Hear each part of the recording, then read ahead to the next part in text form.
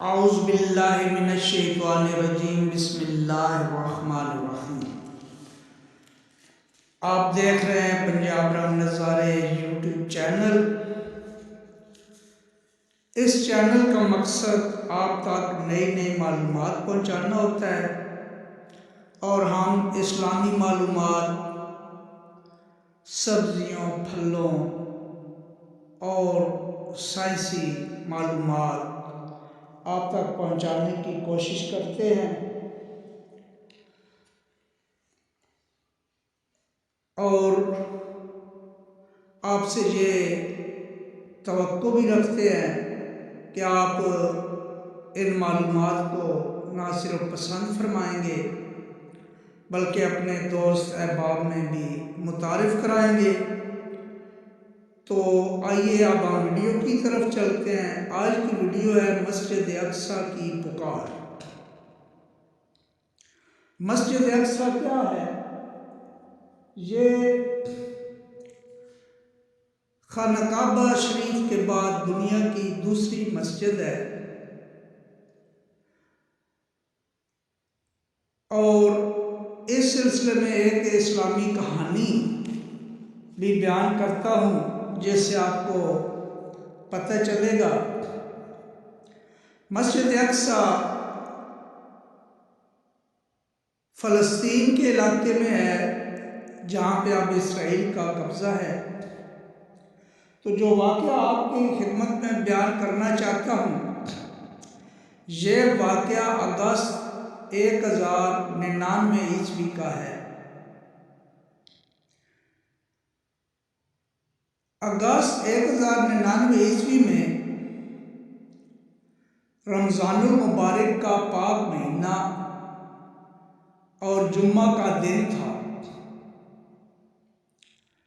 نماز جمعہ کے وقت بغداد شریف کی مرکزی جامع مسجد میں مسلمانوں کے خلیفہ وقت المستأذر باللہ جمعہ کے خطبہ کے لیے منبر پر آ کھڑے ہوئے، اور پھر عین اسی وقت جب خلیفہ خطبہ شروع کرنے لگے تو اچانک سامنے کی صف میں بیٹھے ایک شخص نے اپنے تھیلے سے روٹی نکال کر کھانا شروع کر دی۔ رمضان المبارک کے پہلے جمعہ کا خطبہ اسلامی دارالحکومت کی مرکزی مسجد اور عباسی خلیفہ کے سامنے ایک شخص نے یوں روٹی کھانا شروع کر دی۔ لوگ غصہ میں اس شخص کو مارنے کے لیے دوڑ پڑے، اور پوری مسجد کے لوگ بشمول خلیفہ وقت اس عجیب منظر کو دیکھنے لگے۔ کوئی کہہ رہا تھا کہ پاگل ہے، کوئی کہہ رہا تھا بدتمیز ہے، کسی نے کہا اس سے پوچھو کہ ہے کہاں کا، کون ہے؟ لوگوں نے غصہ سے پوچھا کہ یہ حرکت کی ہے، کیوں کی ہے؟ اس پر اس شخص نے گرج کر بولنا شروع کر دیا، تم لوگ مجھے رمضان میں کھانا کھانے پر غصہ ہو رہے ہو؟ تم سب کی غیرت اچانک جاگ گئی کہ کیسے ایک شخص نے مسجد میں کھانا کھا کر توہین رمضان کر دی، لیکن 2 ہفتے پہلے بیت المقدس مسجد اقصی میں صلیبیوں نے قبضہ کر لیا، مسجد میں قرآن کی توہین کی گئی، مگر تم میں سے کسی کی غیرت نہ جاگی۔ یہاں بغداد میں کسی کے روزمرہ کے کام تک نہ رکے، حتیٰ کہ میں 1 ہفتہ سے خلیفہ سے ملنے کی کوشش کرتا رہا، لیکن ان کے محافظوں نے ملنے تک نہ دیا۔ تو میں لگا کہ میں نے یہاں کوئی حرام کام کیا ہے، جبکہ میں دمشق سے آیا ایک مسافر ہوں۔ جس پر روزہ رکھنا فرض ہی نہیں،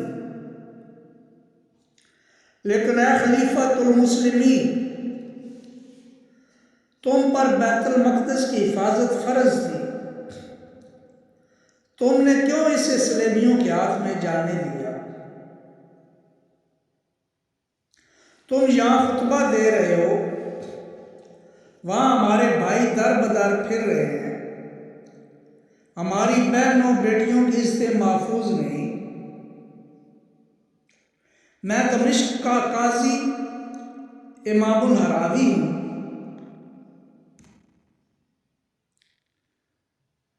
اور تمہیں جھنجھوڑنے آیا ہوں کہ آنکھیں کھولو، مسجد اقصی کو صلیبیوں سے آزاد کراؤ۔ اگر یہ نہیں کر سکتے تو عورتوں کی طرح گھر میں بیٹھ جاؤ۔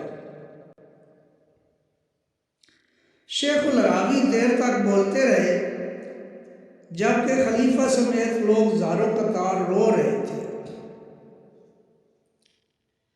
خلیفہ نے نادم ہو کر معافی مانگی اور سلجوق حکمران سے مل کر مسجد اقصی کی آزادی کا وعدہ کیا۔ یہ آدمی جس نے لوگوں کے ضمیر جھنجھوڑ کر رکھ دیے، شیخ زین الاسلام الحراوی رحمۃ اللہ تھے، جو افغانستان کے صوبہ ہرات میں پیدا ہوئے اور پھر دمشق جا کر دینی علوم میں اتنے ماہر ہوئے کہ دمشق میں قاضی موجودہ دور کا عہدہ چیف جسٹس بن گئے۔